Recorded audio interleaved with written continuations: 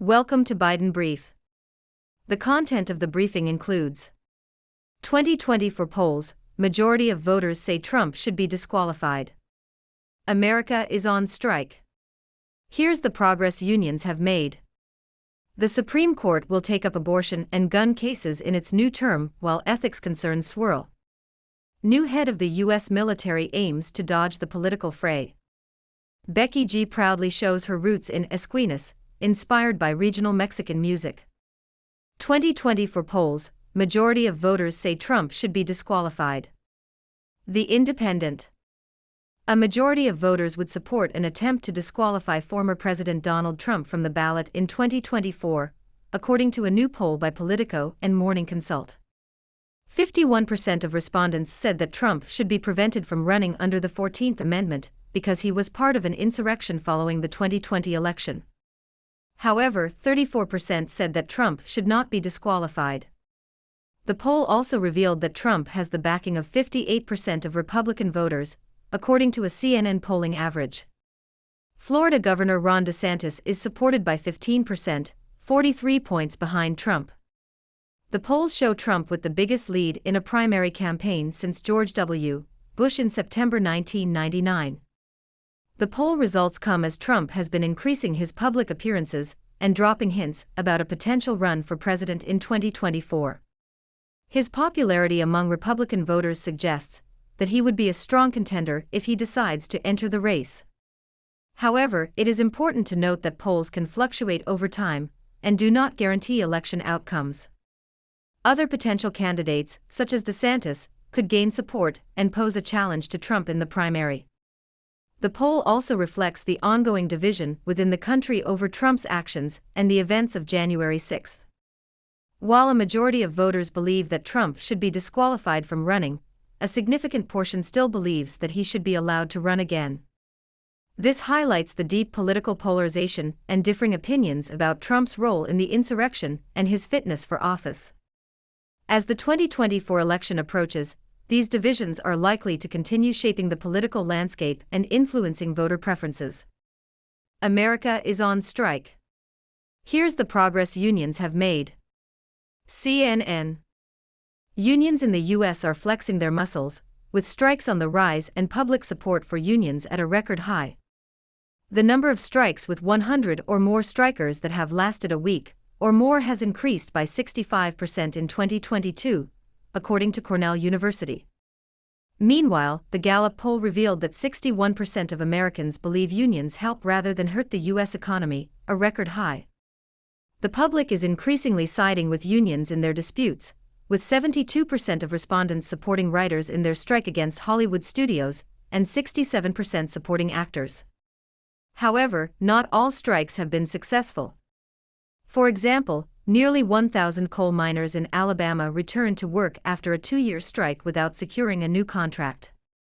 Unions are not just demanding wage and benefit improvements, but also quality of life improvements, such as better staffing and more time off. The Supreme Court will take up abortion and gun cases in its new term while ethics concerns swirl.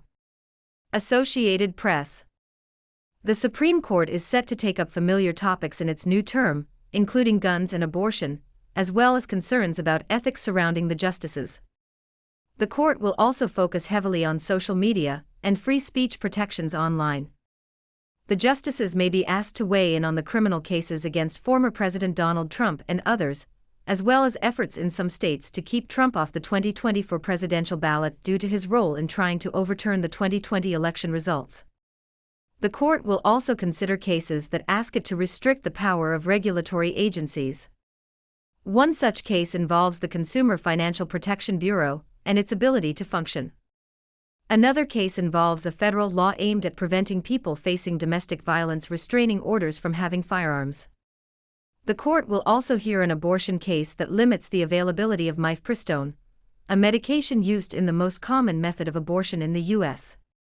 The court's approval and trust ratings are currently near record lows, and some justices have recognized the ethics issues surrounding the court, and have discussed the possibility of implementing an ethics code. New head of the U.S. military aims to dodge the political fray. Financial Times.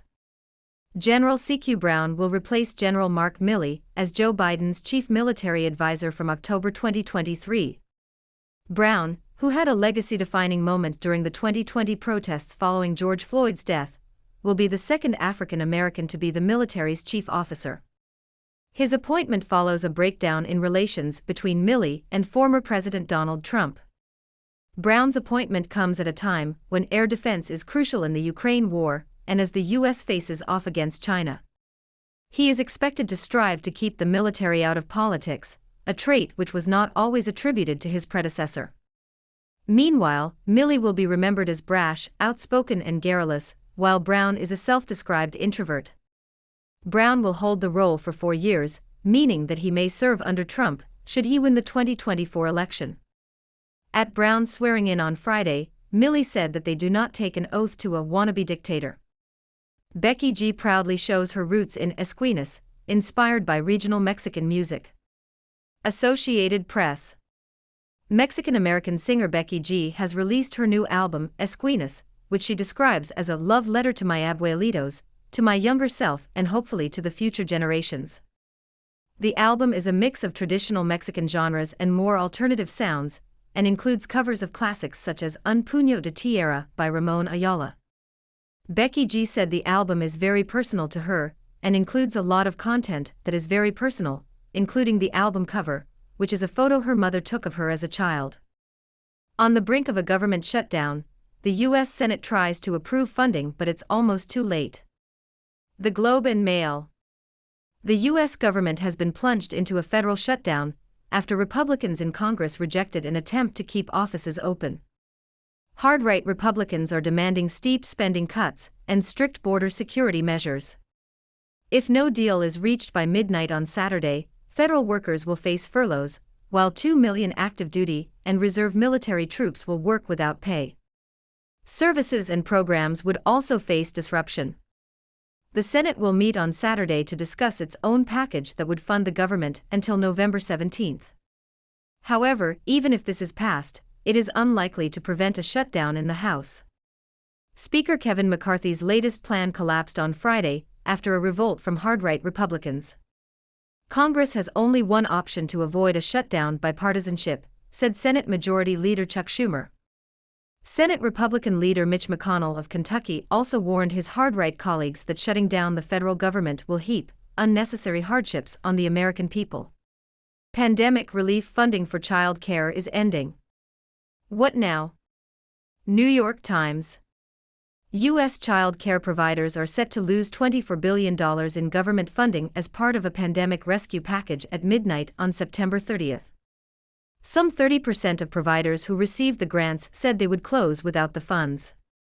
The U.S. Chamber of Commerce has endorsed a bill that would expand tax incentive programs for employers and parents paying for child care, but this has not been supported by Democrats. The Chamber of Commerce's proposal has been criticized for being less robust than other, more expensive measures. Trump imitates Biden and mocks hammer attack on Pelosi's husband in fiery speech. Telegraph. Former President Donald Trump imitated Joe Biden and mocked the brutal hammer attack on Nancy Pelosi's husband in a speech to Republican supporters in California. Trump criticized Pelosi and her husband, noting her opposition to building a border wall despite having a wall around her own house. He then mimicked Biden, questioning whether the president was fit for a second term. Trump is currently the frontrunner to be the Republican Party's nominee in the November 2024 general election. He also used his speech to attack his nearest rival, Florida Governor Ron DeSantis. The Flying Scotsman locomotive collided with another train in Scotland. Several people were injured. Associated Press. The historic steam locomotive, the Flying Scotsman, was involved in a low-speed crash with another heritage train in the Scottish Highlands. The incident took place at Aviemore Station in the Cairngorms National Park.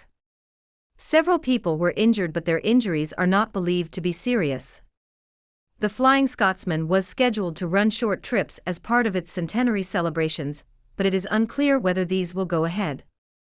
An investigation is underway.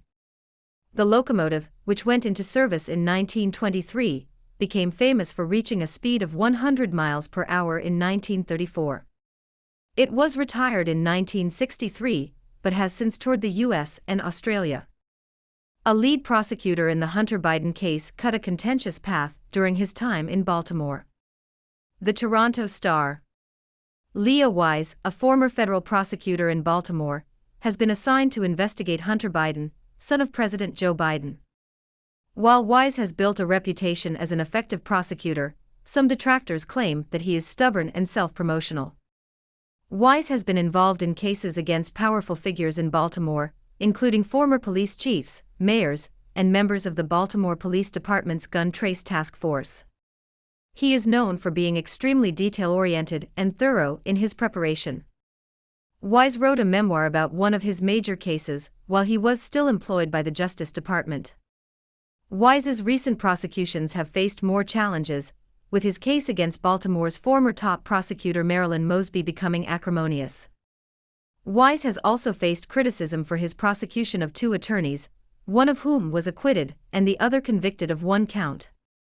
Wise was recently assigned to the Hunter Biden investigation in Delaware, after being replaced as chief of the Public Corruption Unit in the U.S. Attorney's Office in Baltimore. Wise will face unique challenges in the Hunter Biden case, with his every move likely to be scrutinized by the media and lawmakers. America's future will be settled in Arizona. Telegraph. National polls are not representative of the states that matter in the upcoming 2024 U.S. presidential election, writes Josh Holmes in the Washington Examiner.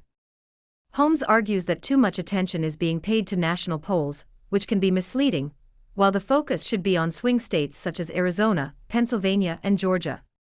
He claims that the media is not helping the situation, as it is primarily interested in national polls, and is not covering the sentiment in the key states. Biden and Trump battle for blue-collar votes in auto heartland. The Guardian. Michigan is emerging as a key battleground state for the 2024 U.S. presidential election, with Joe Biden and Donald Trump both vying for the support of blue-collar workers in the auto industry. Biden became the first sitting U.S. president to join a picket line when he showed support for striking United Auto Workers at a General Motors facility outside Detroit, while Trump addressed a crowd of blue-collar supporters in the same area. Michigan is a heavily unionized state, and both candidates are seeking to secure the support of union members, who make up a critical voting bloc. Trump won Michigan by a narrow margin in 2016, but Biden won the state in 2020. Why is the U.S. telling Serbia to move troops from the Kosovo border? New York Times. The White House has urged Serbia to withdraw its troops from the Kosovo border following a recent attack in northern Kosovo by ethnic Serbian gunmen. The attack resulted in 4 deaths, including a Kosovar police officer. U.S. officials have described the presence of Serbian troops as destabilizing, and have called for diplomatic dialogue between Serbia and Kosovo. The U.S. has also announced that more NATO troops will be deployed to the area, although it is unclear if this is in response to an expected military conflict.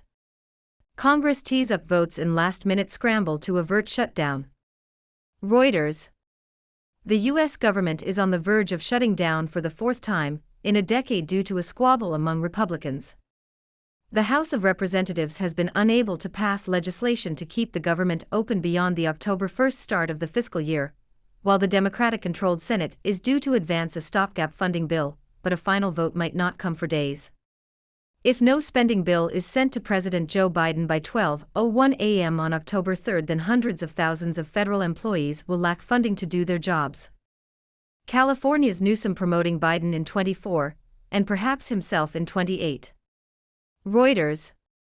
California Governor Gavin Newsom has emerged as the Biden re-election campaign's most visible representative, which has boosted his own national profile ahead of 2028. Whether Biden wins in 2024 or not, Democrats will need a new standard-bearer in 2028, with many in the party calling for a younger, more energetic leader. Newsom is near the top of a list that includes Vice President Kamala Harris, Michigan Governor Gretchen Whitmer, and Pennsylvania Governor Josh Shapiro, among others. Robert Kennedy Jr. to run as an independent in 2024 election. Telegraph. Robert F. Kennedy Jr. is set to announce that he will run as an independent candidate in the 2024 U.S. presidential election. Kennedy, an anti-vaccine activist and member of the Kennedy political dynasty, had previously expressed his intention to challenge President Joe Biden for the Democratic Party nomination. However, he has since accused the party of merging with the Biden campaign and denying him a fair shot at the nomination. The move could complicate the election, as it may draw votes away from both Biden and the likely Republican nominee, former President Donald Trump. Supreme Court in new term looks at curbing power of federal agencies. Wall Street Journal. The U.S. Supreme Court is considering several cases that could have far-reaching consequences for federal power. Conservative justices are questioning the broad discretion given to federal agencies in adopting regulations that protect consumers, workers, and the environment. They will also consider whether public officials violate the First Amendment when they block individuals from following their social media accounts. In addition, the court will decide whether the term "Trump too small" can be registered as a trademark, and will consider cases involving constitutional rights in social media, including challenges to state laws in Texas and Florida that restrict social media platforms from removing or modifying user posts. The court will also reconsider a landmark precedent that has undergirded regulatory decisions, which directs courts to defer to agencies when interpreting their powers. The court's review of agency power begins with the Biden administration's appeal of a lower court ruling that would effectively neuter the Consumer Financial Protection Bureau. The court will also consider whether Congress can tax unrealized capital gains as income. A Gallup poll published Friday found a record-high 58% disapproval rating for the court.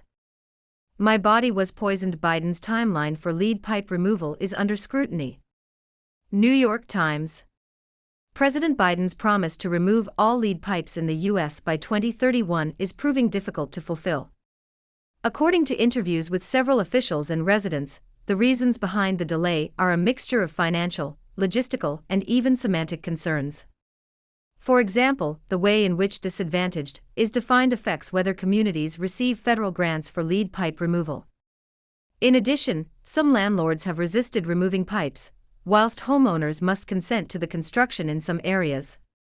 Some families are also overwhelmed by other issues such as violent crime and paying bills. Furthermore, whilst Biden has secured $27 billion in federal funding for clean water and lead pipe removal, advocates are concerned that these issues could slow down progress. In Chicago, which has over 400,000 lead pipes, the most in the country, the timeline for removing these pipes is 50 years, well beyond the White House's 10-year plan. The article states that scientists agree there is no safe level of lead in water, with even low levels shown to affect a child's intelligence, learning ability, and behavior. Antony Blinken congratulates China on National Day, pledges cooperation. South China Morning Post. U.S. Secretary of State Antony Blinken has congratulated China on its 74th National Day, pledging more cooperation with Beijing on shared challenges such as climate change, public health, and food security. The statement comes as high-level exchanges between the U.S. and China have increased in recent months. Blinken and other top U.S. officials visited Beijing over the summer, and Chinese Vice President Han Zheng met with Blinken in September. However, Chinese President Xi Jinping and U.S. President Joe Biden have not met since November 2020. More diplomatic efforts are needed before she commits to attending the APEC summit in November. Ukraine hosts a defense industry forum seeking to ramp up weapons production for the war. Associated Press. Ukraine hosted an international defense industry conference to boost weapons production within the country and reduce reliance on foreign arms deliveries. The event aimed to establish an industrial ecosystem to strengthen Ukraine and its partners. 250 defense companies from over 30 countries attended, alongside defense ministers and representatives from multiple nations.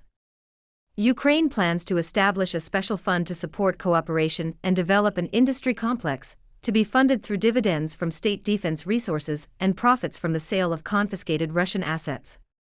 The country will also hold meetings with U.S. representatives to discuss localization of production. Well folks, that's all the news we have for today. Let's recap what we've learned. A majority of voters would support disqualifying former President Donald Trump from running in 2024, but he still has strong support among Republican voters. Unions in the U.S. are gaining momentum, with strikes on the rise and public support at a record high. The Supreme Court will be taking up important cases on guns, abortion, and ethics concerns surrounding the justices. General C.Q. Brown will replace General Mark Milley as Joe Biden's chief military advisor, aiming to keep the military out of politics. Mexican-American singer Becky G has released a new album, celebrating her roots and personal experiences. The U.S. government is on the verge of a shutdown due to disagreements among Republicans. Child care providers in the U.S. are set to lose billions in government funding, potentially leading to closures. Former President Donald Trump continues to make fiery speeches, mocking his opponents and hinting at a potential run in 2024. The historic steam locomotive, the Flying Scotsman, was involved in a crash in Scotland, causing injuries but no serious harm. A lead prosecutor, Leah Wise, has been assigned to investigate Hunter Biden, facing scrutiny and challenges in the high-profile case. Swing states like Arizona and Michigan are emerging as key battlegrounds for the 2024 presidential election.